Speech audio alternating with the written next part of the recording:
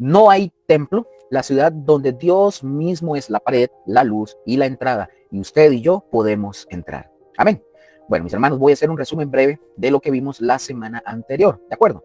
Vamos a ver. En el estudio de la semana anterior, mis hermanos, ya entramos a Apocalipsis capítulo 21. De hecho, ya estamos a punto de terminar, ¿verdad? Este capítulo y ya vamos a entrar al 22. Estamos a punto igual de finalizar lo que es ya el Apocalipsis. Estamos muy, muy cerca.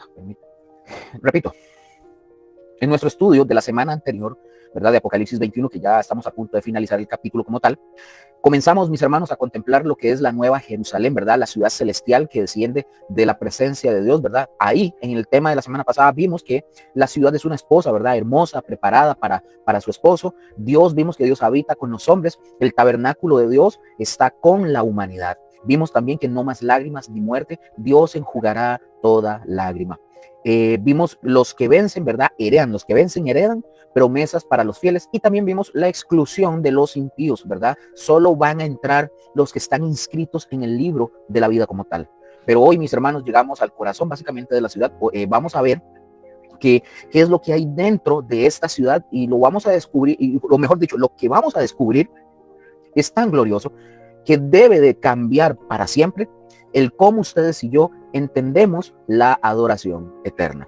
¿De acuerdo? Si están ya preparados, pues vamos a dar inicio, ¿verdad?, al estudio como tal. Entonces, mis hermanos, hoy para que lo hagan y lo tengan ahí, imagínense ustedes ahí donde están, ustedes por un momento, la ciudad más impresionante que usted haya visto jamás. Por ejemplo, imagínense Suiza y esos países hermosos, ¿verdad? Supongamos, ¿verdad? Todas las catedrales europeas, ¿verdad? Con todos sus vitrales y con sus torres, castillos, etcétera. Los templos antiguos con sus columnas y altares. Los rascacielos, ¿verdad? Modernos que prácticamente tocan las nubes. Pero, mis hermanos, ahora imagínense o imaginémonos una ciudad tan grande que ocupa millones de kilómetros cuadrados.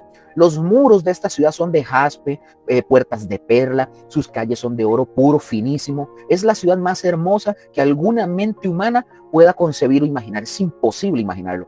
Pero hay algo que esta ciudad, o esta gran ciudad hermosa, hay algo que no tiene, interesantemente. ¿Saben qué no tiene? No tiene templo. Ojo con esto, esta ciudad no tiene templo. Por ejemplo, para que ustedes tengan el contexto, para un judío, mis hermanos, del siglo I, el no tener un templo en la ciudad, esto era algo sumamente impactante. Era como decir una ciudad sin agua para un judío, o un país sin gobierno. Imagínense por lo que era el templo para el contexto de un judío del siglo I. El templo, mis hermanos, era el centro de todo. Allí estaba la presencia de Dios, allí estaban las tribus de peregrinación, ahí se ofrecían los sacrificios. Sin templo, mis hermanos, el pueblo de Israel simplemente no podía existir como nación. Entonces surge una pregunta natural a raíz de esto. Entonces, Luker, ¿por qué la nueva Jerusalén no tiene templo? Ahí está. Entonces vamos a ver la respuesta. La respuesta, mis hermanos, del apóstol Juan es tan simple, pero como es tan simple, es así de gloriosa. Y dice, porque el Señor, pongan atención, porque el Señor Dios Todopoderoso es el templo de ella y el Cordero. Es decir, mis hermanos, cuando uno tiene, pongan atención, es decir, cuando uno tiene a la persona en vivo y a todo color, ya no necesita el edificio como tal. Hoy, mis hermanos, vamos a entrar en la santa ciudad, ¿verdad? Y vamos a ver en este punto, vamos a ver por qué no hay templo y qué significa que Dios mismo sea el lugar santísimo. Lo vamos a ver. Vamos a ver la luz que no necesita sol, la gloria de Dios y el Cordero como lumbrera. Vamos a ver hoy las naciones que entran, redimidos de todas partes, trayendo su gloria, las puertas que nunca se cierran, que es seguridad eterna y acceso perpetuo. Y vamos a ver lo del libro de la vida, mis hermanos, la única membresía que sí cuenta verdaderamente. Entonces, preparémonos, si ya están listos, tengan sus Biblias a la mano, por favor, ahí donde estén, porque lo que se viene, mis hermanos, no es solamente profecía, es el futuro suyo y mío, si usted y yo estamos en Cristo Jesús. Amén. Vamos a Apocalipsis 21, 22, pero voy a leer antes el versículo 21 para acordarnos que vimos la semana pasada. Versículo 21 dice, las puertas eran 12 perlas, cada una de las puertas era una perla, y la calle de la ciudad era de oro puro, transparente como el vidrio. Habíamos quedado ahí y retomamos ahora en Apocalipsis 21, versículo 22. Leo para ustedes, dice el texto, y no vi, aquí está hablando Juan, y no vi en ella templo, porque el Señor Dios Todopoderoso es el templo de ella y el Cordero. Noten aquí las diferentes palabras que usa el apóstol Juan. Dice, y no vi en ella templo, porque el Señor Dios Todopoderoso es el templo de ella y el Cordero. Ojo lo que vamos a ver. Por favor, tratemos, ustedes donde quiera que están, tratemos de imaginarnos esto, traten. Juan está contemplando lo que es la nueva Jerusalén, la ciudad celestial. Y aquí Juan hace una observación que, repito, que para cualquier judío del siglo I o hubiera sido algo impactante. No había templo. Entonces, Luther, ¿por qué esto tiene que llamar tanto la atención? Bueno, porque en Jerusalén, en la Jerusalén terrenal, en la de aquí de la tierra, ¿verdad? La de aquí abajo, el templo, mis hermanos, era el centro absoluto de la vida de Israel. Ahí, mis hermanos, se ofrecían sacrificios, ahí habitaba simbólicamente la presencia de Dios, ahí llegaban las tribus en peregrinación. Entonces, mis hermanos, a raíz de esto, sin templo, Israel simplemente no podía funcionar como nación. Imagínense en eso. Entonces, de hecho, mis hermanos, cuando el Mesías, cuando nuestro Señor regrese a la tierra, ¿verdad? Para establecer su reino, la profecía bíblica dice que sí va a haber un templo. En Zacarías 6:13, de hecho, lo confirma. Dice así brevemente, Él le edificará el templo de Jehová. Es decir, ese será, mis hermanos, el templo del milenio, un lugar físico de adoración durante los 1000 años de ese reinado de Cristo Jesús aquí en la tierra. Pero, mis hermanos, es muy diferente en la nueva Jerusalén, la celestial. La cosa ya cambia completamente y radicalmente. Ahí no hará falta el templo, no hará falta templo. Y el apóstol Juan, mis hermanos, como un buen maestro, no deja la pregunta así como en el aire. No la deja ahí. El mismo Juan explica la causa y dice, porque el Señor Dios Todopoderoso es el templo de ella. Pongan mucha atención a lo que vamos a ver aquí. Fíjense en cómo está construida toda esta frase en el original griego. Y es sumamente enfática, es casi poética en su solemnidad. Literalmente, si nosotros lo leemos en el griego, literalmente la frase dice así, diría de esta manera, porque el Señor, el Dios, el Todopoderoso, templo de ella es. Es como que si y Juan apilara títulos para que no quede duda de quién es, del que él está hablando. Por ejemplo, veamos cómo está apilado toda esta sección en estas frases. Primero dice Juan, el Señor, es decir, el soberano, el dueño absoluto. Luego dice el Dios, el único y verdadero Dios, el creador. Luego dice el todopoderoso. Aquí el apóstol Juan, cuando dice el todopoderoso, está utilizando una palabra griega que es pantocrátor, que ya la hemos visto, que significa literalmente, mis hermanos, el que todo lo gobierna, el que tiene control absoluto sobre todas las cosas. Pero vean qué interesante, no solo eso. Más abajito, viene la joya de la corona. Ese Dios todopoderoso, dice el texto, es el templo de esta ciudad. Ojo, la palabra, mis hermanos, aquí vamos a aprender algo muy interesante. Si no lo sabe, ¿verdad? Porque hay gente que ya lo sabe. La palabra que el apóstol Juan utiliza para templo, pongan atención, la que Juan utiliza para la palabra templo, aquí en Apocalipsis, en el versículo 22, aquí no es la palabra genérica para todo recinto religioso. No es la palabra genérica, sino que Juan utiliza una palabra del griego que es naos o naos, que en el griego, mis hermanos, se refiere específicamente, naos, se refiere específicamente al lugar santísimo, al corazón del templo donde habita la misma presencia divina. Y quiero mencionar algo, no tiene que ver con el estudio del Apocalipsis, pero quiero mencionarlo.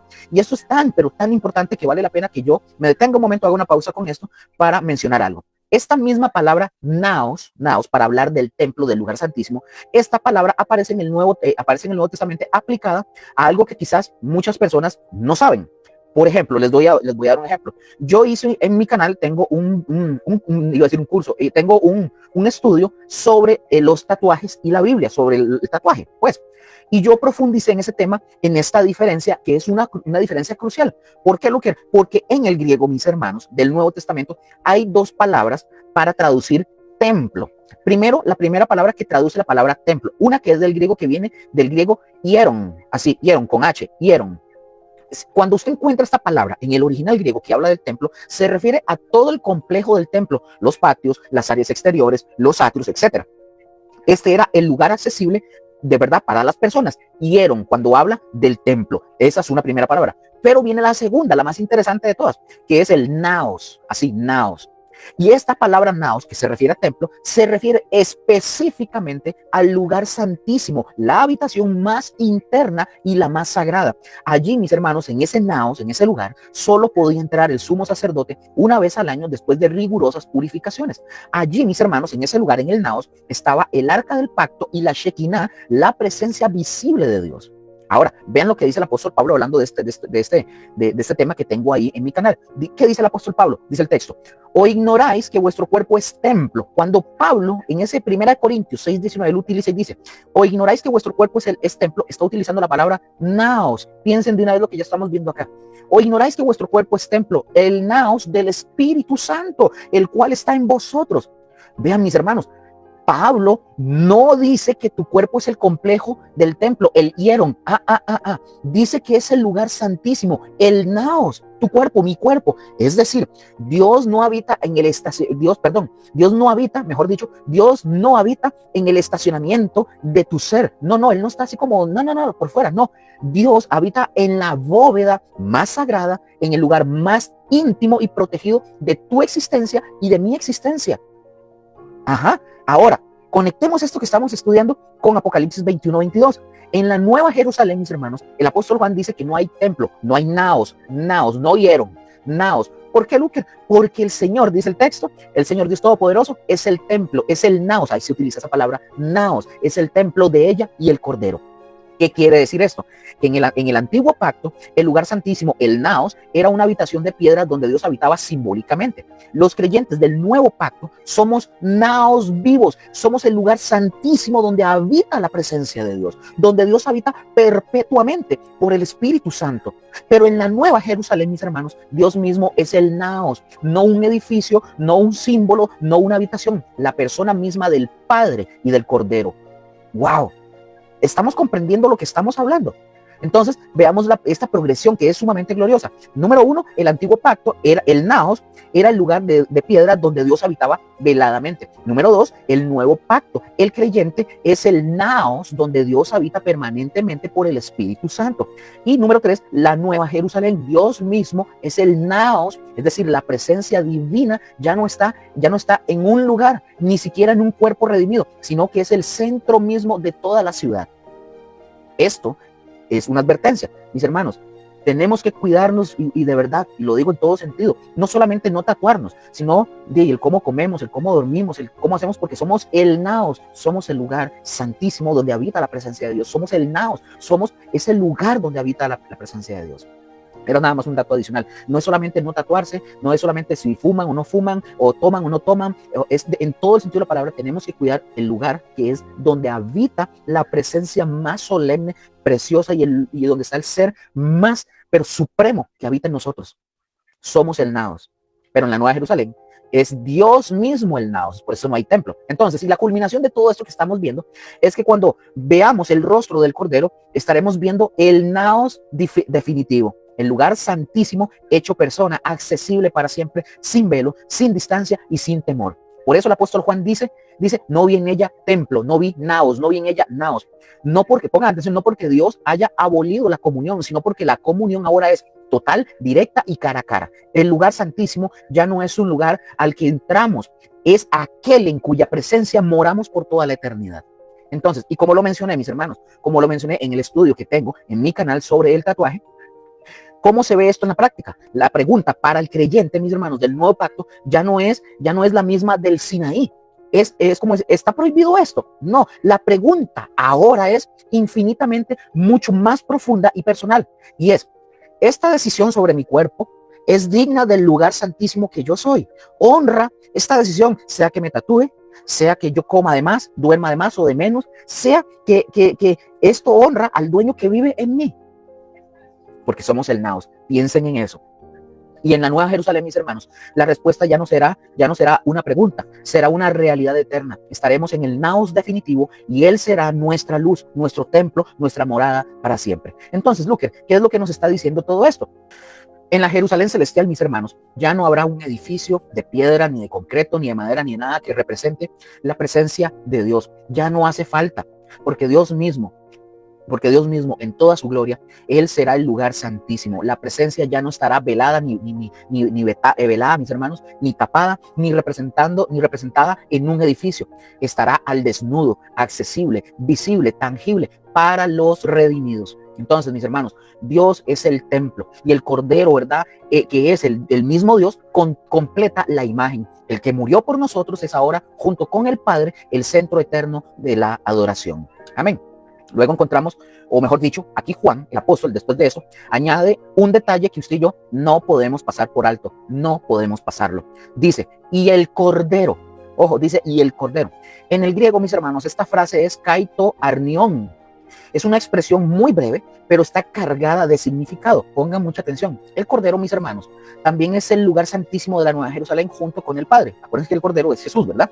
Esto es sumamente importante porque en el templo terrenal, ¿verdad? Allá en Israel, en el templo terrenal, había un lugar santísimo al que solo el sumo sacerdote podía entrar una vez al año. Allí se encontraba la presencia de Dios representada sobre el propiciatorio.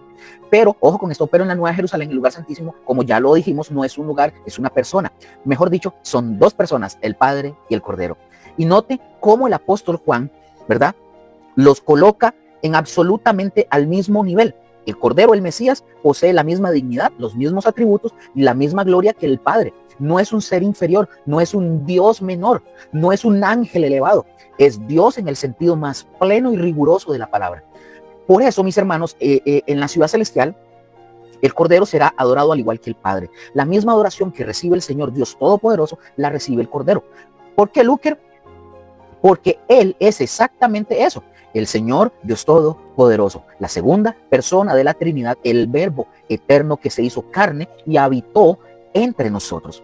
El mismo apóstol Juan, el mismo que escribe en Juan 1:1 y menciona a Juan y dice, en el principio era el Verbo, y el Verbo era con Dios, y el Verbo era Dios. Juan 1:1. Este mismo Juan que escribe estas palabras es el mismo que cierra el Apocalipsis con la misma verdad. El Cordero comparte el trono, comparte el templo, comparte la adoración, comparte la gloria, comparte la esencia divina como tal. Entonces, mis hermanos, en la Nueva Jerusalén no habrá debate sobre quién es Jesús. No habrá herejías que lo reduzcan a un profeta, a un ser creado, a un ángel. No, ya eso no va a haber, mis hermanos. Ahí, por toda la eternidad, el Cordero será reconocido, exaltado y adorado como Dios en el sentido más riguroso del vocablo como tal. Amén. Continuemos, mis hermanos. Versículo 23, Apocalipsis 21, versículo 23. Dice el texto, la ciudad no tiene necesidad de sol ni de luna que brillen en ella, porque la gloria de Dios la ilumina y el Cordero es su lumbrera. Pongan mucha atención, pensemos en esto por un momento, por favor, mediten esto por un momento que acabamos de leer. Pongan atención, desde la creación, mis hermanos, el sol, ¿verdad? Nuestro astro, ¿verdad? El sol ha sido la gran fuente de luz para esta tierra. Gobierna el día, la luna con su luz reflejada, ¿verdad? Que el sol, la luna se refleja por la luz del sol. Gobierna la luna, gobierna por la noche. Todo ser vivo depende de ambos. Sin el sol, sencillamente, no hay vida aquí en la tierra. Es imposible, sería imposible en este planeta. Pero pongan atención, el apóstol Juan nos está diciendo que en la Nueva Jerusalén no harán falta ni la luna ni el sol. Así de simple.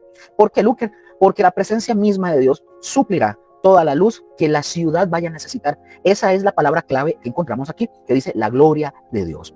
En el Antiguo Testamento, mis hermanos, esa manifestación visible de la presencia divina se le llamaba Shekinah.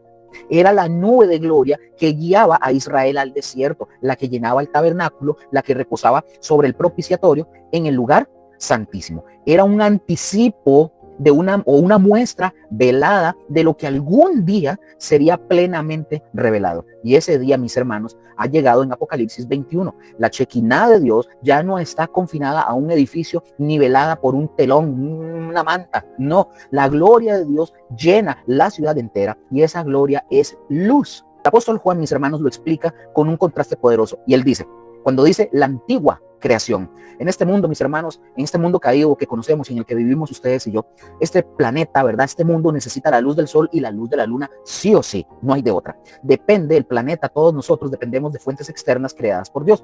Pero la nueva creación, la nueva o la Jerusalén celestial, tendrá la fuente misma de la luz. No necesita, ¿verdad?, reflectores, no necesita fluorescentes ni bombillos, ni nada nuclear para generar energía y luz, no necesita reflectores, cuando tiene al sol mismo, hablando, ¿verdad?, de nuestro Señor.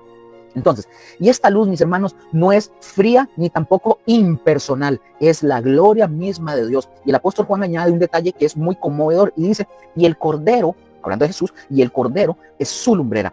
Aquí la palabra, pongan atención, aquí la palabra griega que se usa para lumbrera, viene de una palabra griega que es lignos. lignos, que significa lámpara, candelero, una fuente de luz concentrada, es lo que quiere decir. No es el sol viene del griego helios, ¿verdad? Que es como una lámpara, pero ¿qué lámpara? Hablando de Jesús, ¿por qué lámpara? ¿Verdad? El Cordero mismo. Pero mejor dicho, ¿pero qué lámpara? Hablando del Cordero de Jesús. Jesús, mis hermanos, ya había dicho en su ministerio terrenal, él había dicho: yo soy la luz del mundo, el que me sigue no andará en tinieblas, sino que tendrá la luz de la vida. Juan 8:12. Y el mismo apóstol Juan, en su primera carta, ¿verdad?, había declarado lo siguiente: Dios es luz y no hay ninguna tinieblas en él, hablando del Señor. Primera de Juan 1:5. Ahora, pongan atención, en la visión final, mis hermanos, ambas verdades se fusionan. Dios es luz y el Cordero es la lámpara que derrama sobre la ciudad. Vean qué interesante esto. Y aquí viene un detalle, mis hermanos, un detalle técnico que vale la pena notar, prestarle mucha atención. El texto en ningún momento dice que no haya sol en la nueva creación. No dice que no haya sol, ¿verdad? No dice que no va a haber sol. Simplemente lo que dice es que la ciudad no tiene necesidad del sol, de él, ¿verdad? Vean qué interesante esto que vamos a ver. ¿Por qué, Luque? Porque si el sol estuviera presente, su luz sería opacada por completo por la gloria de Dios. La gloria de Dios y la gloria del Cordero son tan brillantes, tan deslumbrantes, que cualquier otra fuente de luz palidecería hasta volverse irrelevante. Ni se podría ver. Es como, vamos a ver, vean esta idea. Es como encender una candela, ¿verdad? Como cuando se va la luz. Usted enciende una candela. Encender una candela cuando el sol, ¿verdad?, del mediodía ya está en su máximo esplendor. O sea, no se va a ver esa llamita, jamás no se ve. La vela o la candela no da luz, simplemente se nota. Así será cualquier otra luz comparada con la gloria de nuestro Señor Dios Todopoderoso. La ciudad, mis hermanos, santa, será bañada eternamente por esa luz, por esa gloria. No habrá noches, no habrá sombras, no habrá rincones oscuros, porque donde Dios está presente en plenitud, las tinieblas en simple y sencillamente no pueden existir. Así de plano, no pueden haber. Simple y sencillo. Amén. Apocalipsis 21, versículo 24. Avancemos. Dice el texto. Versículo 24. Y las naciones que hubieran sido salvadas andarán a la luz de ella, y los reyes de la tierra traerán su gloria y honor a ella. Vean aquí, pongan atención por lo que vamos a ver aquí. Aquí entramos en un terreno donde los estudiosos bíblicos están en debate, no se ponen de acuerdo. Y el apóstol Juan deliberadamente nos deja con una imagen hermosa, pero no del todo explicada. Aquí surge una pregunta que hay que verla de verdad. Es que esta pregunta nace, hay que hacerla. ¿Qué naciones, Lucas, son estas? ¿Cuáles reyes está hablando? Hay que ver esto. Vean, mis hermanos, esto no es una tarea fácil. Imagínense que si para los eruditos, ellos que estudian, que se preparan para todo eso, ellos no llegan a un concilio, están en debate con todo eso. Imagínense, y lo digo así, imagínense nosotros, que somos como aprendices del aprendiz, del aprendiz, del aprendiz, del aprendiz, del aprendiz, del aprendiz, del aprendiz, del aprendiz, del aprendiz. Imagínense. Entonces, esto no es una tarea fácil determinarlo, y sería sumamente imprudente ser dogmático donde el texto en realidad no lo es, pero sí vale la pena recorrer lo que diferentes teólogos han propuesto. Aclaro, diferentes teólogos han propuesto, porque cada interpretación nos ayuda a ver el versículo desde un ángulo diferente. Voy a mencionarles diferentes teólogos eruditos, ¿verdad?, y sus distintas posiciones o lo que dicen, porque hay que considerar lo que dicen. No podemos ser dogmáticos y decir: es que esto es así porque yo lo digo, porque no. Vamos a ver, veamos el primero. Leon Morris es uno de los más grandes comentaristas del Nuevo Testamento. Este hombre sugiere que estas expresiones, naciones y reyes, no deben de tomarse de manera demasiado literal. Más bien, dice él, son formas poéticas de enfatizar la universalidad y la preeminencia de la ciudad. Es decir, aquí está hablando Leon Morris, ¿verdad? Es decir, Juan está diciendo que la nueva Jerusalén será el centro de atracción de toda la humanidad redimida, vengan de donde vengan, no importa si fueron judíos o gentiles, gobernantes o campesinos, todos confluyen allí. Amén. Otro hombre más con otro teólogo, ¿verdad?, para ver qué dicen y tomar en cuenta sus comentarios. E.W. Bullinger. Este hombre es un teólogo británico muy cuidadoso de los detalles bíblicos, y este hombre ofrece una interpretación más específica desde el contexto profético. Bullinger cree que estas naciones se refieren a aquellos pueblos que no se unen a la rebelión final de Gog y Magog, que se describe en Apocalipsis 20, versículo 8. Recordemos, al final del milenio, mis hermanos, Satanás será liberado por un breve tiempo y engañará a las naciones de los 4 extremos de la tierra para reunirlas en batalla en contra de Dios. Pero según este hombre, Bullinger, no todas las naciones caerán en ese engaño de Satanás. Algunas, dice él, permanecerán fieles y serán esas naciones las que no se rebelaron, las que entrarán en la eternidad y tendrán acceso a la nueva Jerusalén. Ese es un punto de E.W. Bullinger. Otro hombre más, que yo de hecho uso muchos comentarios de este hombre.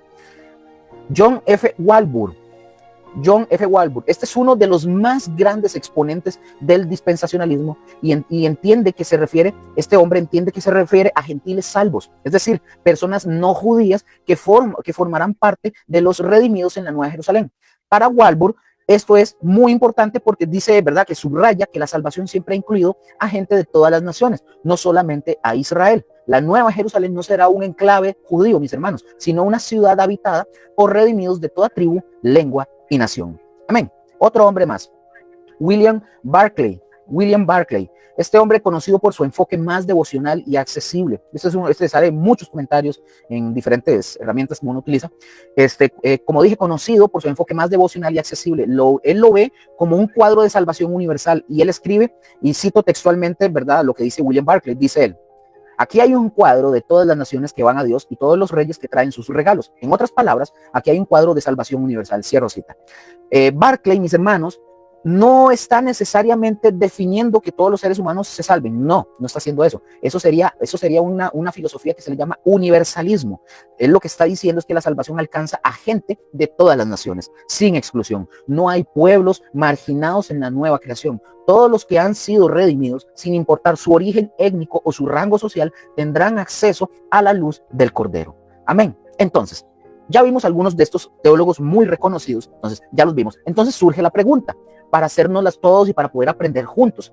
¿Qué podemos entonces, con esto que vimos de estos teólogos, qué podemos concluir con seguridad con respecto al texto? Esto, mis hermanos, sea cual sea, y eso se lo estoy diciendo yo, sea cual sea la interpretación más precisa, el versículo nos pinta una imagen gloriosa. La Nueva Jerusalén no es una ciudad cerrada, exclusiva para unos pocos privilegiados. No es cerrada ni exclusiva para unos pocos privilegiados. Es una ciudad abierta, luminosa, a la que confluyen redimidos de todas partes. Gente que andará en su luz, gente que traerá lo mejor que tienen, su gloria y honor, no para ganarse la entrada, sino como ofrenda de gratitud al Cordero que los salvó. Amén. Y notemos algo interesante y es sumamente hermoso.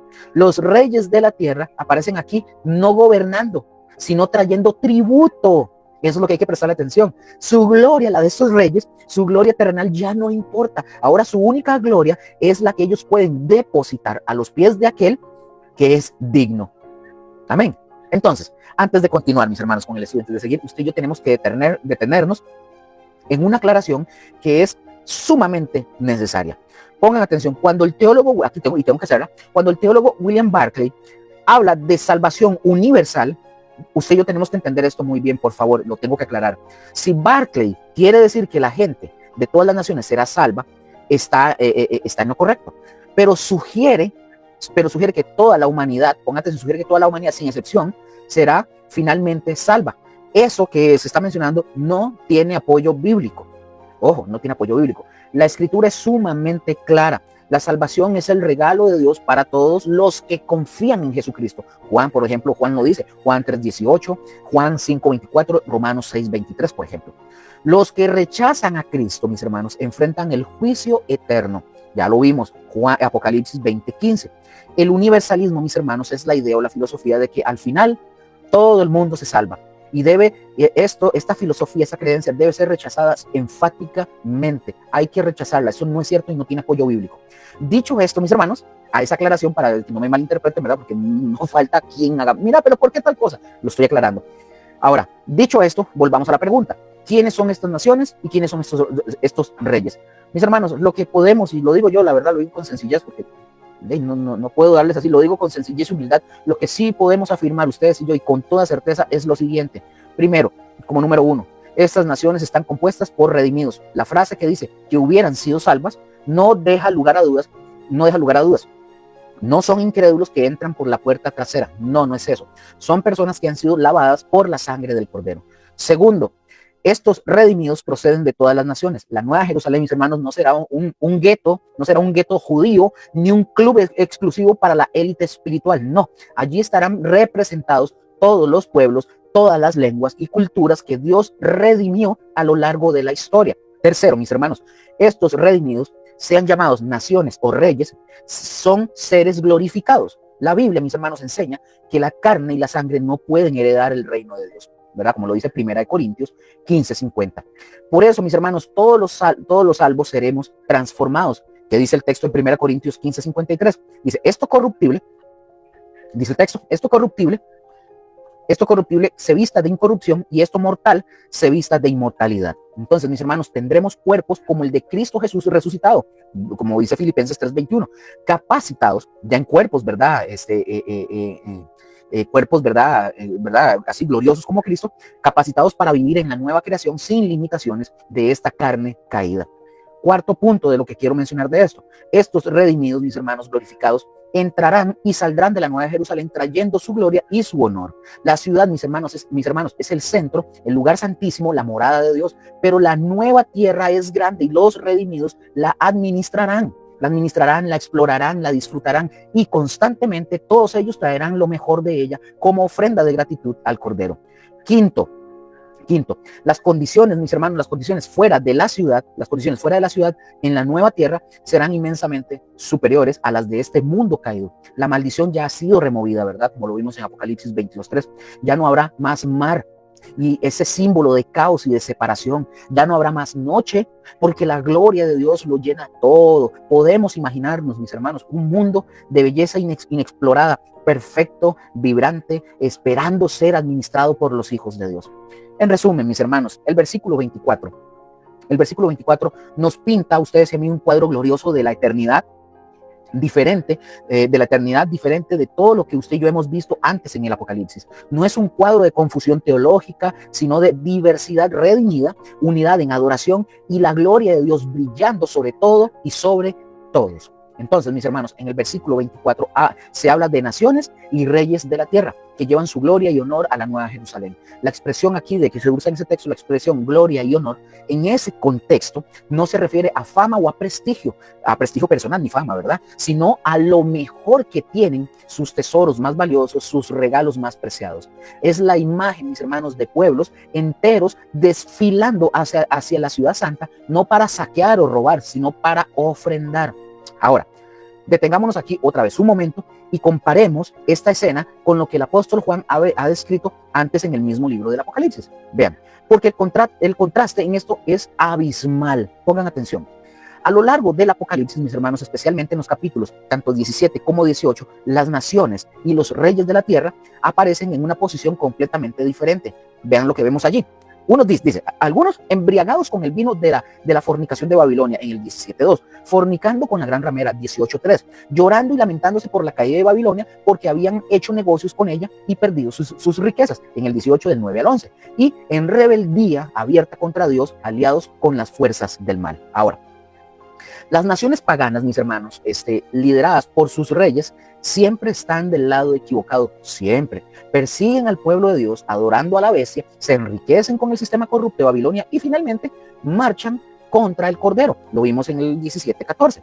Pero aquí, vean el contraste, pero aquí en Apocalipsis 21 ya todo ha cambiado. Las mismas naciones, los mismos reyes de la tierra ahora son redimidos, transformados y glorificados. Ya no vienen a pelear, ahora vienen a adorar.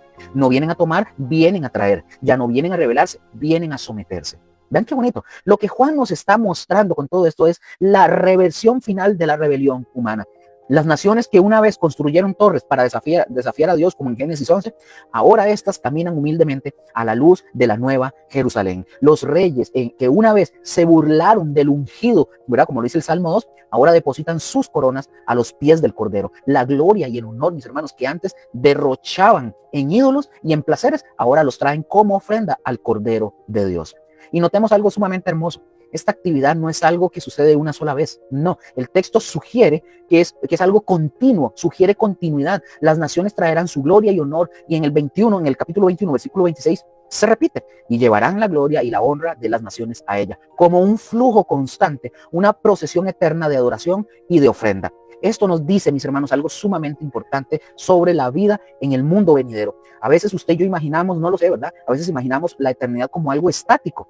nubes, arpas y aburrimiento, así se lo imagina la gente.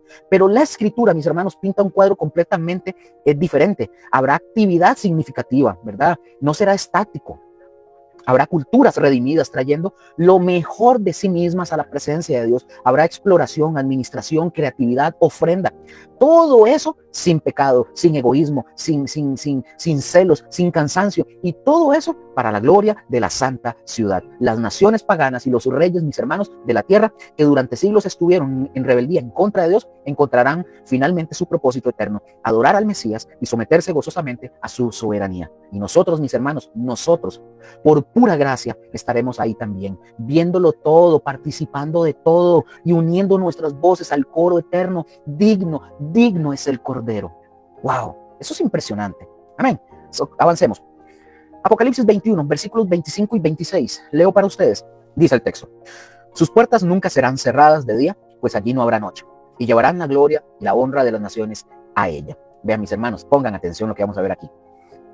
Las puertas de la Nueva Jerusalén en el griego original viene de la palabra o de la frase griega hoy pilonés, que se refiere a puertas grandes, imponentes, como las de una ciudad amurallada. Son sumamente espaciosas. No son portones estrechos por los que cuesta pasar y caminar. No, son puertas abiertas, amplias, que invitan a entrar. Y el apóstol Juan, vean qué interesante, añade un detalle que es sumamente asombroso. Dice: nunca serán cerradas de día. Pero esperemos un momento, suave, Luke, un momento. ¿Por qué Juan aclara de día? Vean qué interesante. ¿Por qué el apóstol Juan aclara y dice de día? Porque en las ciudades enemigas, ¿verdad? Antiguas, mis hermanos, en las ciudades antiguas, en las ciudades antiguas, eso era lo normal. Las puertas se abrían al amanecer y se cerraban al anochecer. Cuando el sol se ocultaba, venían los peligros: ladrones, ejércitos enemigos, bestias salvajes, etc. Cerrar las puertas al caer la noche, mis hermanos, era cuestión de supervivencia. Pero aquí el apóstol Juan dice que en la Nueva Jerusalén nunca serán cerradas de día. Vean qué interesante. Entonces, surge la pregunta natural: ¿y Luque, qué pasa de noche entonces? Es que allí no habrá noche. No hay anochecer. Por lo tanto, no hay momento para cerrar las puertas. Las puertas estarán abiertas permanentemente. Ahora, mis hermanos, observemos cómo está construida esta frase en el griego original, porque es un tesoro escondido. Vamos a ver la gramática, como siempre, la gramática detrás de la seguridad eterna. El apóstol Juan escribe en el griego original y escribe y pone oumei, kleistosin, eimeras, que significa nunca serán cerradas de día. Eso es. Así, ni más ni menos. Pongan mucha atención porque aquí viene una parte técnica para que aprendamos. Aquí Juan usa una construcción gramatical que los traductores les cuesta plasmar en español. ¿Por qué, Luque? Porque es enfática al máximo. Voy a desarrollar los componentes de esta frase para que lo vayamos viendo. Esta frase, que es nunca serán cerradas de día, como número uno, ¿verdad? Que ya vimos que viene que oumei, ¿verdad? Y ahí les voy diciendo. Tiene una doble negación, oumei. Esto no es un simple no es un simple no, que así nada más ponemos no y no es un simple no, es un no, de ninguna manera, jamás, nunca, bajo ningún concepto. Es lo que quiere decir la doble negación, oumei. Es como que si Juan el apóstol apilara dos negaciones para decir esto es tan seguro que ni siquiera puedo imaginar que ocurra lo contrario. Es como que si así lo dijera. Dos, mis hermanos, para desarmar la frase. El verbo está en aoristo subjuntivo de la palabra kleistosin. Ok, ponga atención. Aquí viene lo interesante. El verbo viene de la raíz kleio, que significa cerrar. Y repito, esta palabra está en voz pasiva. O sea, las puertas no se cierran a sí mismas, son cerradas por alguien. Pero en la Nueva Jerusalén no hay quien las cierre. Ahora el aoristo. Recordemos, este tiempo verbal, como ya lo hemos visto antes, funciona como una foto, no como un video. No describe una acción continua. O sea, estar cerradas una y otra vez. Sino es una acción puntual, cerrar de una vez. Ahora, viene el subjuntivo de esta palabra kleistosin, ¿verdad? Que es subjuntivo. Normalmente, pongan atención, el subjuntivo expresa posibilidad o incertidumbre. Pero aquí, mis hermanos, combinado con la doble negación oumei, se convierte en la negación más fuerte posible de lo que podría intentarse. La imagen completa es esa, ahora sí, para que lo entendamos. Imaginémonos, mis hermanos, que alguien viene con la intención de cerrar las puertas de la Nueva Jerusalén. La construcción griega de la gramática nos está diciendo a nosotros: no, Ni siquiera lo intentes. No hay posibilidad. Eso jamás sucederá. Las puertas permanecerán abiertas por toda la eternidad sin que nadie pueda cerrarlas ni un solo instante. Eso es lo que quiere decir. Es como que si Dios mismo hubiera puesto un cartel invisible sobre las puertas: abierto por siempre, prohibido cerrar, seguridad eterna. Es increíble esto. Por eso es tan importante, yo le decía a mi esposa un día de esto, es tan importante el tema de la gramática, porque cuando usted entra en la gramática, wow, no tiene, o sea, no hay por dónde agarrar, es tal como es. Ahora, pregunto, ¿por qué esto es tan importante lo que estamos estudiando? Porque en las ciudades aquí en la tierra, mis hermanos, los muros y las puertas cerradas hablan de inseguridad. Se cerraban por miedo al enemigo, se cerraban porque afuera había peligro. En la Nueva Jerusalén no, mis hermanos, los muros son altísimos, ¿verdad? 216 codos, unos 64 metros según Apocalipsis 21:17, pero no son para proteger a los de adentro, son un símbolo de la seguridad que ya tienen. Y las puertas abiertas refuerzan esta idea. No hay nada que temer, eso es lo que quiere decir. No hay enemigos afuera, no hay peligro acechando. La paz es real, absoluta y permanente por siempre y para siempre. Las puertas abiertas hablan de acceso constante. Las naciones redimidas entran y salen trayendo su gloria y honor. No hay hora de cierre, no hay último pase de lista. La comunión con Dios y entre los redimidos es ininterrumpida, mis hermanos. No se acaba.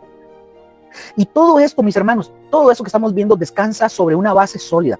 Dice el texto, pues allí no habrá noche. La noche en la escritura, mis hermanos, es un símbolo de tinieblas espirituales, de peligro, de lo que oculta. En la Nueva Jerusalén, la gloria de Dios lo inunda todo y esa gloria es luz. Luz que no se apaga, luz que no admite sombras, es luz eterna. Por eso, mis hermanos, las puertas jamás serán cerradas. Porque cuando la luz es eterna, no hay noche que justifique cerrar absolutamente nada. Amén. Ahora, primero, voy a hacer una pausa en esta frase breve, pero que es poderosa también. Dice el texto, pues allí no habrá noche. Esta frase, mis hermanos, viene del griego nix gar ouk stai ekei, porque noche no será allí, si lo leemos literalmente. Esta, mis hermanos, es una declaración absoluta. El día se extiende indefinidamente, sin interrupción, porque las tinieblas nunca vienen. No es que la noche se ausente por un tiempo, mis hermanos. No, es que la noche ha sido eliminada para siempre. Esto implica, mis hermanos, un cambio radical en el ciclo día y noche, tal como usted y yo lo hemos conocido desde la creación de la humanidad, de todo. En Génesis, por ejemplo, Dios separó la luz de las tinieblas y llamó a la luz día y a las tinieblas noche. Génesis 1 del 4 al 5. Ese ciclo, mis hermanos, de como Dios lo estableció, ha gobernado la vida humana por milenios. El trabajo del día, el descanso de la noche, la luz que permite ver, la oscuridad que esconde, el calor del sol, el frío de la noche. Entonces, mis hermanos, pero, aquí viene lo interesante, pero en la Nueva Jerusalén, ese ciclo que está establecido aquí en este mundo desde la creación se rompe. Y Luker, ¿por qué? Porque la fuente de luz ya no es el sol, no es el astro.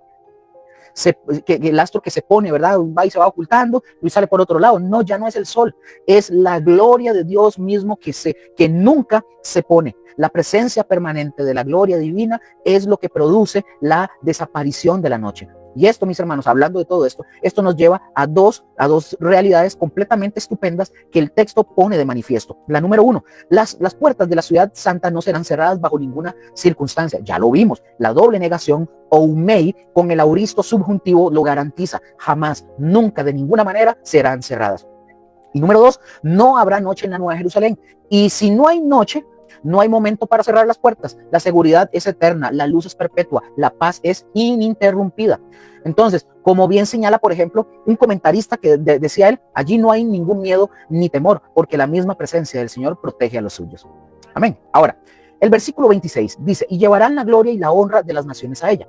Pongan atención en esto. Aquí Juan retoma la imagen del versículo 24 que ya vimos. Las naciones mencionadas son las mismas, ¿verdad? Pueblos redimidos, transformados, que ahora tienen acceso a la ciudad.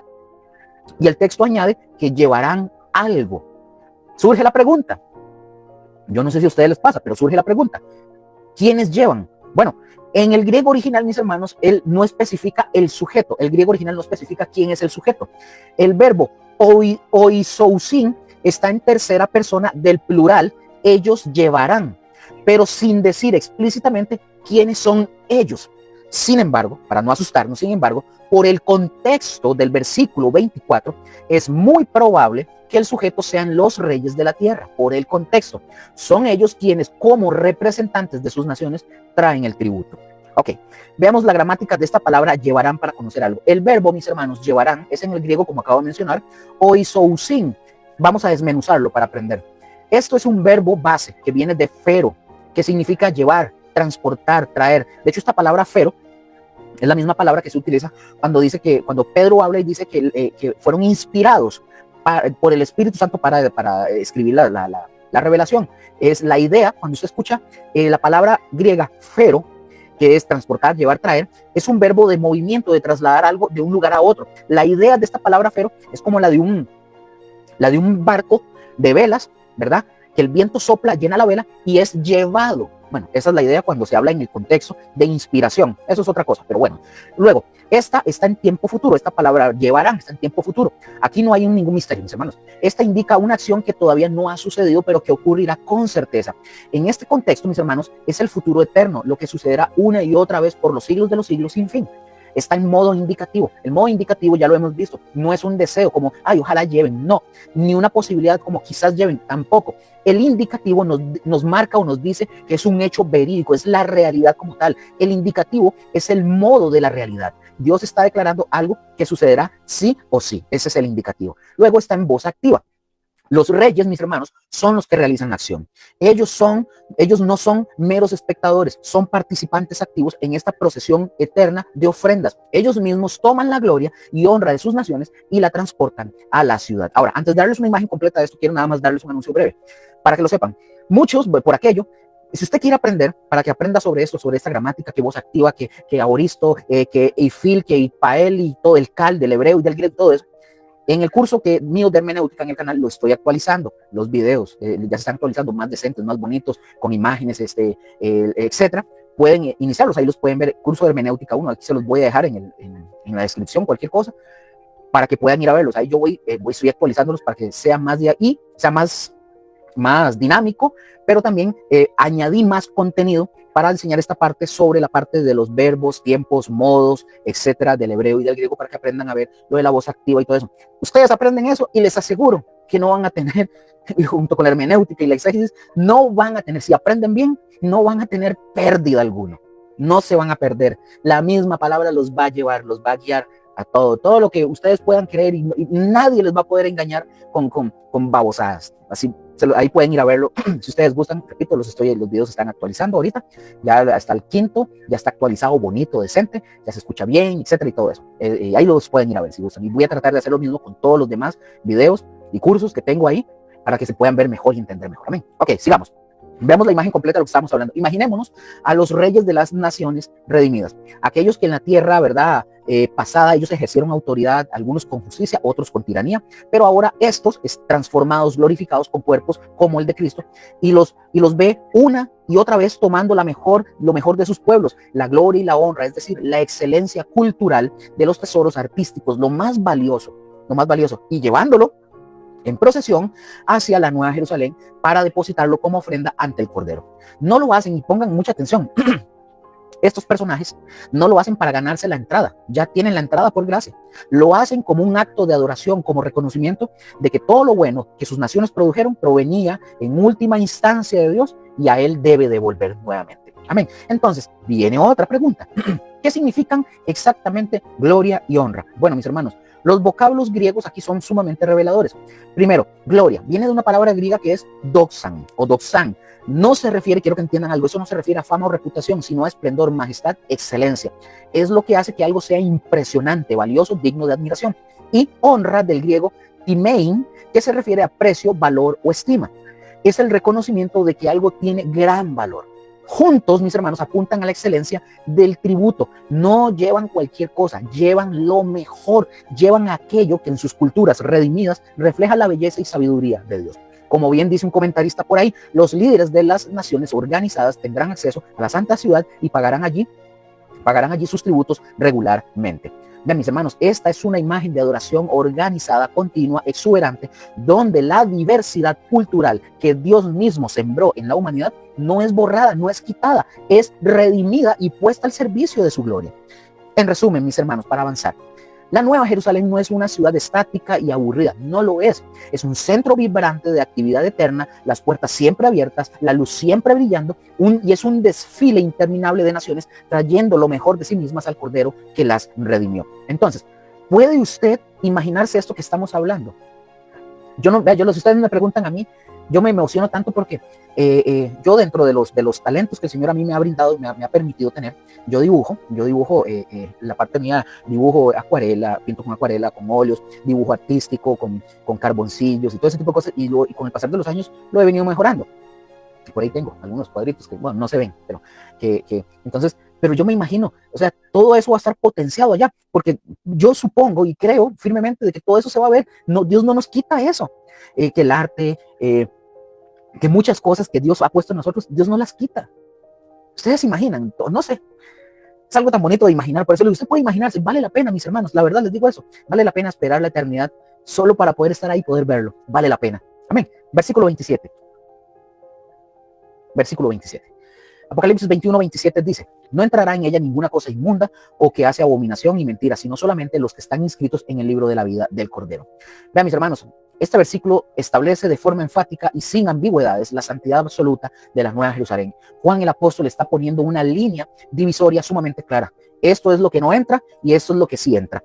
Observemos primero lo que no entra. Dice el texto: no entrará en ella ninguna cosa inmunda. En el griego, mis hermanos, Juan escribe, en el griego original pone kai oumei eiseltei eis auten pan koinon, que quiere decir en español, y de ninguna manera entrará en ella cosa alguna inmunda. Aquí ya nosotros tenemos otra vez esta construcción gramatical que ya nosotros vimos en el versículo 25, pero aplicada a un tema diferente. Es como que si Dios pusiera un cartel gigante en las puertas, ¿verdad?, de la Nueva Jerusalén que diga: prohibida la entrada a todo lo impuro. Es como que dijeron, es como cuando dice: me reservo el derecho de admisión, algo así, pero bueno, aquí diría: prohibida la entrada a todo lo impuro. Aquí la gramática, mis hermanos, de la exclusión hacia ese tipo de cosas es completamente absoluta. Vamos a desglosar la construcción gramatical. Otra vez encontramos la doble negación, oumei. Otra vez aparece esta combinación enfática. Recordemos que cuando ustedes vean oumei, es una doble negación, es enfática, es tajante. Entonces, no es un simple no, como ya lo vimos, es un no de ninguna manera, jamás, bajo ningún concepto, ni los sueños, ni bajo ninguna circunstancia. Es la negación más fuerte que existe en el idioma griego. Luego vemos que el verbo en aoristos subjuntivos de la palabra eiseltei, el verbo es eiseikomai, que significa entrar, está en voz activa, aunque el verbo sea deponente. Ya hablamos sobre qué es un verbo deponente hace mucho. El voz activo, aunque aunque el verbo sea deponente, es decir, que se conjuga en voz media con sentido activo. Eso quiere decir, la idea es que la acción de entrar es realizada por el sujeto. Y el aoristo, ya sabemos, ¿verdad? Como lo hemos visto, el aoristo es como una foto, no es un video, no describe una acción continua, ¿verdad? Como estar entrando una y otra vez, no, sino una acción puntual, entrar una vez. Y el subjuntivo, mis hermanos, y aquí viene lo interesante de esta construcción gramatical. El subjuntivo normalmente expresa la posibilidad, la incertidumbre o el deseo, pero cuando va precedido de la doble negación oumei, el conjunto se convierte en la negación más enfática de una posibilidad futura, con función, ¿verdad?, de futuro. Aunque la forma es subjuntivo, ¿verdad?, subjuntivo aoristo, en esta construcción gramatical funciona como un futuro enfático. No está diciendo ojalá no entre, no dice eso, ni ay, quizás no entre, no, está diciendo esto jamás de los jamases sucederá por toda la eternidad. Es tan enfático. Entonces, vean esta analogía para que lo puedan comprender todavía mejor. Imagínense que usted es el guardia de seguridad en la entrada de la Nueva Jerusalén. Es un supuesto, ¿verdad? Usted ha recibido órdenes estrictísimas. Alguien se acerca con una caja llena de inmundicia. Ahí viene: vengo de una empresa llamada tal, a traer un documento, una caja con un paquete. La caja se llama inmundicia. Lo que sea que eso signifique, ¿verdad? Y pregunta la persona, viene el mensajero: ¿puedo pasar con esto para ir a entregarlo? Su respuesta como guardia de seguridad es: si hablara en el griego, ¿verdad? Si usted hablara en el griego y yo habláramos en el griego con la doble negación y el aoristo subjuntivo, nosotros diríamos algo así a este mensajero: pasar eso, está fregado, ni lo sueñe. No, pero ni en 1.000.000 de años, ni por toda la eternidad, no bajo ninguna circunstancia. Si usted intenta pasar, Eso, las puertas mismas se le van a cerrar a usted en la cara. Eso jamás, nunca, de ninguna manera va a entrar aquí. Uno como un guardia de seguridad, ¿verdad? Nunca va a entrar. Jamás. Eso es lo que diríamos si fuera así la idea. Entonces, es una prohibición que abarca todo el tiempo y todas las circunstancias posibles. Y viene otra pregunta. Lúquer, ¿qué es esa cosa inmunda que menciona el texto? Bueno, mis hermanos, aquí el apóstol Juan usa la palabra para inmunda, usa una palabra griega que es koinón, que puede traducirse o se puede llegar a traducir como común, profano o ceremonialmente impuro. Ahora, en el contexto judío, esto se refería a todo lo que no estaba consagrado a Dios, lo que era de uso ordinario y por lo tanto no era apto para el culto. Pero aquí, mis hermanos, pongan atención, pero aquí el sentido más amplio incluye todo lo moral y espiritualmente contaminado. Y añade esto, no solamente dice eso, añade dos categorías. Añade dos categorías. Dice, o que hace abominación. Este viene del griego que es deligma. En el griego, mis hermanos, la misma palabra que se usa para los ídolos y las prácticas repugnantes de la gran ramera en Apocalipsis 17 es lo que quiere decir, es la misma palabra. Esto, ¿qué quiere decir? Es lo que provoca asco moral, lo que Dios detesta. Y viene otra palabra, y mentira, que viene de una palabra griega que es pseudos, es decir, todo lo falso, lo engañoso, lo que proviene del padre de la mentira, es decir, Satanás. Estas tres cosas, mis hermanos, pongan atención, estas tres cosas, inmundicia, abominación y mentira, son las marcas del mundo caído del sistema de Babilonia, de la rebelión humana. Y el apóstol Juan declara y dice que ninguna de esas cosas, ni en la menor dosis, tendrá acceso a la nueva Jerusalén. Pero veamos algo, viene lo siguiente. Lo que sí entra, dice el texto, sino solamente los que están, dice el texto bíblico, sino solamente los que están inscritos en el libro de la vida del Cordero. Vean, mis hermanos, después de la valla tan alta que nosotros vemos, Juan abre la puerta y nos muestra quiénes sí pueden entrar a esa hermosa ciudad. Juan sí nos dice quiénes. Entonces, no son los perfectos, quiero que entiendan, aquí no se trata de eso, no son los perfectos, no son los que nunca pecaron, no son los religiosos los más cumplidos, no, son los que están inscritos en el libro de la vida del Cordero. Este libro, mis hermanos, aparece varias veces en el Apocalipsis, ¿cómo en dónde? Capítulo 3:5, 13:8, 17:8, 20:12 y versículo 15. Este, mis hermanos, es el registro celestial de todas aquellas personas que han sido redimidos por la sangre del Cordero. Sus nombres fueron inscritas ahí en ese libro antes de la fundación del mundo. Vean el capítulo 13, versículo 8.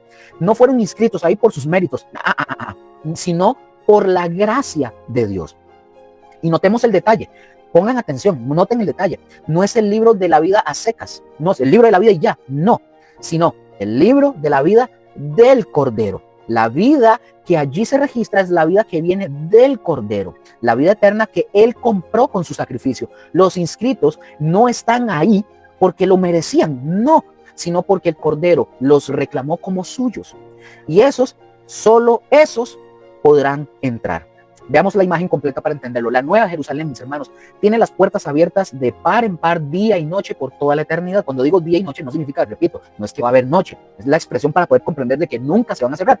Pero no es una ciudad sin filtros. La santa ciudad de Dios es tal que nada contaminado puede tan siquiera acercarse. Es como un campo magnético que repele todo lo impuro, es decir, polos iguales se repelen, digamos, en ese sentido, ¿verdad? Es decir, como le digo, todo lo contaminado es como, repito, como un campo magnético y lo repele todo. O sea, es lo malo y nada, lo repele, no sé cómo podría imaginarlo. Sin embargo, mis hermanos, pongan atención, sin embargo, para los que son redimidos, para aquellos cuyos nombres están escritos en el libro de la vida del Cordero, las puertas no solamente están abiertas, están esperando. Hay un lugar preparado, hay una ciudad que los recibe, hay una luz que los ilumina, hay un Cordero que los espera. Y lo mejor de todo, mis hermanos, una vez adentro, jamás van a ser echados afuera. Porque el mismo Cordero que inscribió sus nombres en el libro, los guarda para siempre. Amén. Ahora, Apocalipsis 21:27, continuación. O que hace abominación y mentira. Juan añade, repito, para repetir esto, Juan añade dos categorías más, ¿verdad? Para repetir eeso, que refuerzan la santidad. Quiero aclarar eso nuevamente. Repito, que hace abominación en el griego, que hace abominación. La frase es kaipoion, deligma. La palabra, como dije, deligma es muy fuerte y se refiere a algo repugnante, detestable, que provoca asco moral. No es una falta menor, mis hermanos, es una contaminación profunda. Y mentira, kaiseudos, todo lo falso, lo engañoso y lo que distorsiona la verdad. La mentira tiene su origen ¿en quién? En Satanás, el padre de la mentira, como lo dice Juan 8:44. Ahora, noten algo muy importante, mis hermanos. Estas eran las marcas distintivas de la gran Babilonia.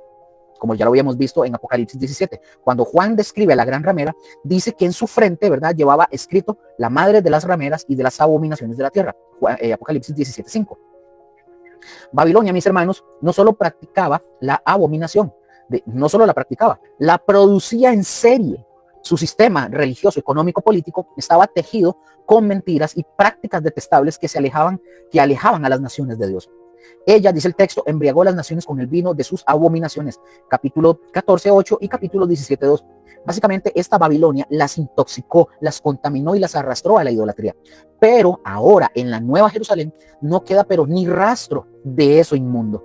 La ciudad santa está limpia de toda inmundicia y de todo pecado. Lo que Babilonia producía en abundancia, aquí está radicalmente excluido. Amén. Entonces, nuevamente, repito, ¿quiénes entonces no entrarán? Bueno, el versículo 27 es como un eco del versículo 8, donde Juan ya había enumerado los excluidos: los cobardes e incrédulos, los abominables y homicidas, los fornicarios y hechiceros, los idólatras y todos los mentirosos tendrán su parte en el lago que arde con fuego y azufre. Entonces, mis hermanos, la entrada en la Nueva Jerusalén está vedada para todos este tipo de personas, no porque las puertas estén cerradas, ya vimos que están siempre abiertas, sino porque ellos mismos no pueden entrar. Su naturaleza, su condición, su identidad no transformada choca con la santidad de la ciudad. Solo entrarán nuevamente aquellos cuyos nombres estén inscritos en el libro de la vida del Cordero. Y me detengo un momento para hacer una aclaración sumamente necesaria. En este punto, un hombre llamado Alan F. Johnson, él hace una observación sumamente importante que usted y yo tenemos que escuchar con mucha atención. Vean lo que él dice, leo la cita textualmente como es lo que él dice. Dice Alan F. Johnson, dice: esto no debe tomarse como que implica que en la Nueva Jerusalén todavía habrá inconversos deambulando alrededor de la ciudad que pudiesen de cuando en cuando entrar mediante el arrepentimiento. En su lugar, la exhortación advierte a los lectores actuales que la única manera de participar en la futura ciudad es dar toda la lealtad al Cordero. Apocalipsis 21:7, cierro cita. Entonces pregunto, mis hermanos, ¿por qué es tan importante esta aclaración que hace este hombre? Porque a veces, al leer descripciones como esta, mis hermanos, alguna persona podría imaginarse una escena donde los perdidos, ¿verdad?, los inconversos, viendo la gloria de la Nueva Jerusalén, desde afuera se arrepientan y pidan entrar, como que si la eternidad fuera una extensión del tiempo de gracia. No, mis hermanos, esa posición o esa creencia no es bíblica. No es bíblica. La Biblia, mis hermanos, es tajante en este punto. Juan 6:47 dice: el que cree en Cristo tiene vida eterna. No tendrá en el futuro, sino tiene. No está diciendo el que cree en Cristo tiene, no tendrá en el futuro, dice tiene ahora. La posesión de la vida eterna es presente. Y Hebreos 9:27 dice: está establecido para los hombres que mueran una sola vez y después de esto el juicio. Mis hermanos, de verdad. Y usted, si usted no ha conocido a Cristo, si usted todavía no conoce a Cristo, ponga atención. No hay una segunda oportunidad después de la muerte. No la hay. Si usted muere sin Cristo, va al juicio, punto. No va a reencarnar nada. Olvídese de esas historias. No va a ser un angelito. No. No hay segunda oportunidad después de la muerte. Leo de nuevo, Hebreos 9:27. Está establecido para los hombres que mueran una sola vez y después de esto el juicio. No hay un purgatorio donde purificar, nada. No hay una etapa intermedia donde arrepentirse. La salvación se recibe en esta vida, hoy y ahora. La decisión que usted y yo tomemos aquí en esta vida, mientras estamos aquí, en el tiempo presente, tiene consecuencias eternas. El que muere sin Cristo, muere para siempre sin Cristo. El que rechaza la luz, se queda en las tinieblas eternas. Simple. Por eso, mis hermanos, la advertencia de Apocalipsis no es para los que ya están perdidos en la eternidad, sino para los que hoy estamos leyendo y estudiando este libro de Apocalipsis. Es una voz que clama: ahora es el tiempo aceptable, hoy es el día de salvación. 2 Corintios 6:2. No deje para mañana, y de verdad, no deje para mañana lo que usted debe decidir hoy. No espere ver la gloria para arrepentirse, pero porque cuando usted la vea, ya va a ser demasiado tarde. Amén. Sigamos. Antes de cerrar este capítulo, mis hermanos, antes de cerrar este capítulo 21, hagamos un ejercicio. Retrocedamos un poco y observemos cuántas veces aparece el Cordero, la palabra, la frase el Cordero en Apocalipsis 21. Este es un detalle que no podemos pasar por alto. Aparece en el 21:9, la esposa del Cordero. La iglesia es presentada como la novia, la esposa del Cordero. No de un rey cualquiera, sino del Cordero sacrificado. 21:14, los 12 apóstoles del Cordero. Los cimientos de la ciudad, mis hermanos, llevan los nombres de los apóstoles, ya lo vimos, y el texto los identifica como del Cordero. Su autoridad y ministerio derivan de él. 21:22, el Señor Dios Todopoderoso es el templo de ella, y el Cordero junto con el Padre es el lugar santísimo de la ciudad. Luego, 21:23, la gloria de Dios la ilumina, y el Cordero es su lumbrera. El Cordero es la lámpara que derrama la luz divina sobre la ciudad. Y 21:27, el libro de la vida del Cordero. La membresía, mis hermanos, en la ciudad se determina por un libro, y ese libro lleva el nombre del Cordero. Ustedes pueden notar el patrón que estamos viendo. Todo Absolutamente todo en la Nueva Jerusalén gira alrededor del Cordero. La ciudad es corderocéntrica. Su origen, su identidad, su luz, su templo, su registro de ciudadanos, todo apunta al Cordero. Y esto es profundamente conmovedor cuando usted y yo recordamos quién es ese Cordero. Es el mismo que Juan vio en el capítulo 5, un Cordero como inmolado en el 5:6. Las marcas del sacrificio todavía visibles, las heridas aún presentes, pero ahora en la Nueva Jerusalén, ese Cordero inmolado es el centro de toda la gloria. El que fue muerto ahora es adorado. El que fue despreciado ahora es exaltado. El que derramó sangre ahora tiene un libro con nombres escritos en ella. Y nosotros, mis hermanos, nosotros, por su gracia, por pura gracia, estamos entre esos nombres. Evidentemente, mis hermanos, las naciones y los reyes de la tierra mencionados en el capítulo 21, versículos 24 y 26, tienen sus nombres inscritos en el libro de la vida del Cordero. ¿Y por qué sabemos esto? ¿O por qué yo sé esto? Y usted y yo lo sabemos. Porque tienen libre entrada en la ciudad celestial. Ya nosotros vimos que solo entran solamente aquellos que están inscritos en ese libro, como lo dice el 21-27. En cuanto al origen, mis hermanos, para ya ir terminando, en cuanto al origen específico de las naciones, nosotros podemos decir con toda seguridad que incluyen a redimidos de todos los periodos de la historia humana. Entre ellos, muy probablemente se encuentran personas que vivieron durante el milenio, que pusieron su fe en el Mesías y experimentaron el nuevo nacimiento. Gente que habiendo vivido en ese tiempo de bendición y de justicia, decidió seguir al Cordero con todo su corazón. Pero, y esto es crucial, cuando el milenio termina y la eternidad comienza, todos los redimidos son transformados. La escritura es sumamente clara cuando dice la carne y la sangre, cuando dice la carne, perdón, aquí está. La escritura es clara cuando dice la carne y la sangre no pueden heredar el reino de Dios. 1 Corintios 15:50. Por eso, mis hermanos, así como los santos de todas las eras anteriores son resucitados y glorificados, también aquellos que vivieron en el milenio reciben cuerpos incorruptibles e inmortales semejantes al cuerpo de gloria de Cristo Jesús, como dice Filipenses 3 del 20 al 21. La Nueva Jerusalén no es habitada por hombres y mujeres en frágil carne mortal, sino por hijos e hijas de Dios revestidos de inmortalidad. Y dicho esto, entremos ahora en la visión gloriosa que Juan recibió. Apocalipsis 21, del 1 al 11, la visión de la nueva creación.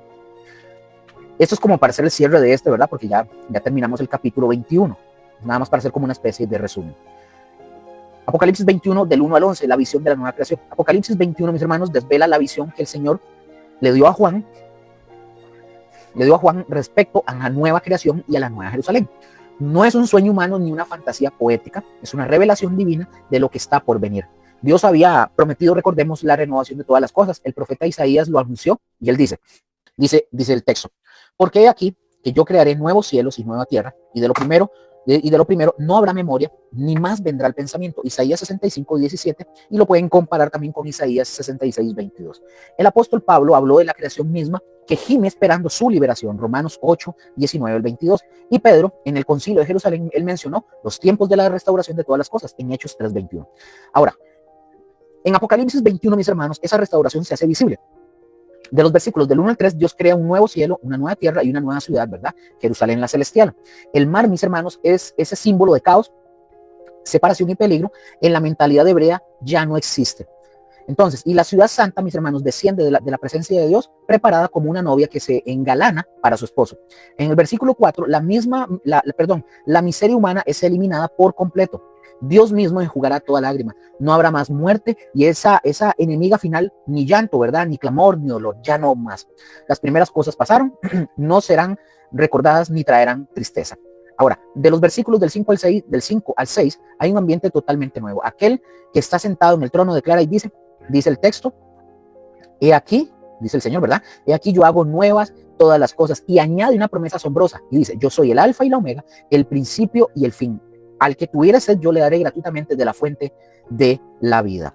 Entonces, versículo 27, hay una nueva relación con Dios. El que venciere, no por sus propias fuerzas, sino por la fe en el Cordero, heredará todas las cosas. Dios será su Dios y él será su hijo. No siervo, no súbdito lejano, sino su hijo. La intimidad que se perdió en el Edén, restaurada ahora para siempre. Versículo 8, pero también hay una exclusión absoluta. Los inicuos, los cobardes, incrédulos, abominables, homicidas, fornicarios, hechiceros, idólatras y mentirosos tendrán su parte en el lago de fuego. La nueva Jerusalén es santa y la santidad excluye todo lo que la contamina o la pueda contaminar. De los versículos 9 al 11, eso es el resumen para terminar. Del versículos 9 al 11, y entonces viene la visión de la ciudad misma. Es estupenda, Juan la ve descender y se asemeja a una esposa ataviada para su esposo, en el versículo 9. Desciende de la misma presencia de Dios, versículo 10, y posee la gloria de Dios, versículo 11. Y su fulgor, mis hermanos, como es como el de una piedra de jaspe, ¿verdad? Diáfana como el cristal, en el versículo 11. Es una ciudad, ¿verdad, mis hermanos, que no se construye con las manos humanas, no se financia con impuestos, no se defiende con ejércitos. Su arquitecto y constructor es Dios mismo, Hebreos 11:10, y sus puertas, mis hermanos, estarán abiertas para siempre, esperando la entrada de todos aquellos cuyos nombres están escritos en el libro de la vida del Cordero. Y después de presentar, ojo con eso, después de presentar la visión general de la ciudad, mis hermanos, Juan se detiene a describir todos sus componentes con un detalle asombroso. Es como que si el Espíritu Santo quisiera que saboreáramos, ¿verdad?, anticipadamente cada aspecto de esta morada eterna. Y termino, mis hermanos. Hoy, mis hermanos, recorrimos, o mejor, ya con nosotros, ¿verdad?, recorrimos las calles de oro, hemos visto sus muros de jaspe, ya pasamos por las puertas de perla, pero lo más importante de todo esto y que hemos visto no es lo material, sino lo espiritual. En la Nueva Jerusalén, mis hermanos, para terminar, Dios mismo es el centro. No hay templo porque Él es el templo. No hay sol porque Él es la luz. No hay noche porque Él es la claridad eterna. No hay puertas cerradas porque no hay miedo. Y no hay inmundicia porque solo entran los redimidos. Y noten algo muy hermoso. El Cordero está en el centro de todo. No es un actor secundario, es el protagonista. Juan lo menciona una y otra vez. El Cordero es el templo, el Cordero es la lumbrera, el Cordero tiene el libro de la vida. ¿Por qué digo esto? Porque el Cordero fue inmolado, porque el Cordero derramó su sangre, porque el Cordero nos compró para Dios. Y ahora, en la nueva creación, mis hermanos, ese Cordero es exaltado, adorado, glorificado. Junto al Padre recibe la adoración de todas las naciones redimidas. Las naciones que una vez se rebelaron en contra de Dios, ahora caminan humildemente a su luz. Los reyes que una vez gobernaron con tiranía, ahora depositan estos reyes sus coronas a sus pies. La gloria y el honor que antes se gastaban en ídolos y placeres, ahora se ofrecen al Cordero. Esta, mis hermanos, es la reversión final de la rebelión humana. Esto es lo que Dios había planeado desde antes de la fundación del mundo. Y nosotros, por pura gracia, estaremos ahí. Entonces, pero antes de terminar, hay una pregunta que usted y yo tenemos que hacernos antes de cerrar la Biblia y guardarla ahí, ¿verdad? Donde usted la ponga. Pregúntese ahí donde usted está. Mi nombre está escrito en el libro de la vida del Cordero. Porque el versículo 27 es claro y dice, no entrará en ella ninguna cosa inmunda, sino solamente los que están inscritos en el libro de la vida del Cordero. Vean, mis hermanos, y usted, el que me esté viendo o quien siquiera me esté escuchando, no importa cuán religioso sea usted, no importa cuánto tiempo usted haya ido a la iglesia, si es que ha ido, no importa cuántas obras buenas usted haya hecho, la única membresía que cuenta para la Nueva Jerusalén es tener el nombre escrito en ese libro. Y ese libro, mis hermanos, no se llena con méritos humanos ni esfuerzo humano, se llena con la sangre del Cordero. Cuando Jesús murió en la cruz, mis hermanos, pagó el precio por cada uno de los pecados que usted y yo hemos cometido.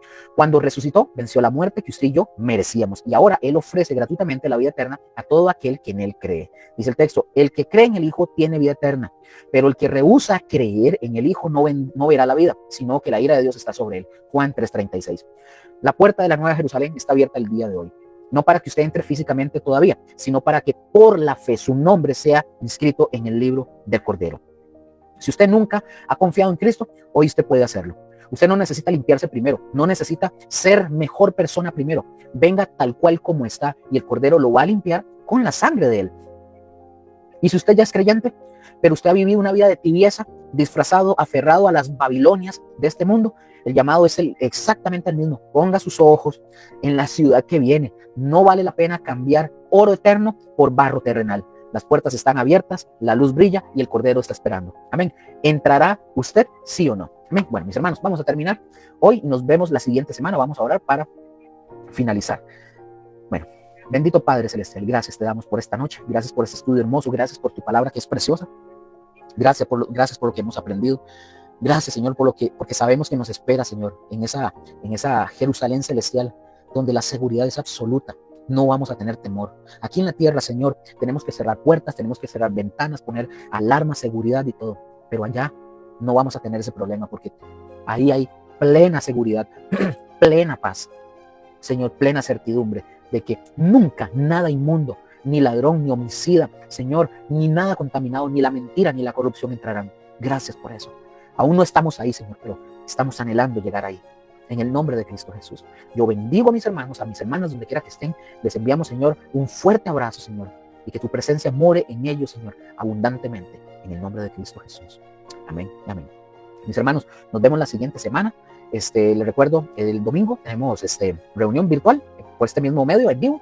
Y el lunes tenemos también a las 8 de la noche en vivo, tenemos el tema de la oración. Y nuevamente el próximo jueves, Dios primero, seguimos con el estudio del libro del Apocalipsis. Y ya estamos a punto de terminar, ya entramos al capítulo 22 y vamos a echarle ganas. Amén.